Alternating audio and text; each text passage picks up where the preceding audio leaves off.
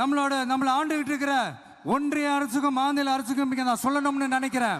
நான் இங்க வளர்ச்சிக்கு எதிரானவெல்லாம் கிடையாது. ஏர்போர்ட்டே வரக்கூடாதுன்னு நான் சொல்லல. இந்த இடத்துல வரக்கூடாதுன்னு நான் சொல்றேன். இதை நான் சொல்லலன்னு வைங்களேன், இவன் வளர்ச்சிக்கு எதிரானவன் அப்படி இப்படின்னு சொல்லி ஒரு கதையை கட்டி ஆரம்பிச்சிருவாங்க. சரி, நமக்கு அதை பத்திலாம் கவலை இல்லைன்னு வைங்க.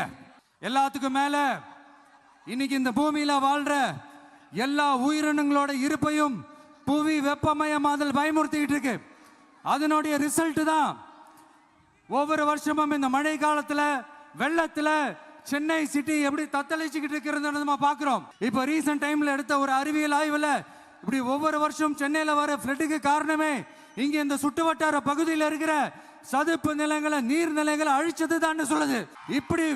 இப்படி ஒரு சூழல் இருக்கும் போது 90% ஆஃப் விவசாய நிலங்கள் 90% ஆஃப் நீர்நிலைகளை அழிச்சு இங்க அந்த பரந்தூர் விமான நிலையத்தை கொண்டு வரணும்னு எடுக்கிற அந்த முடிவை எந்த அரசா இருந்தாலும் அது மக்கள் விரோத அரசா தான் இருக்க முடியும்.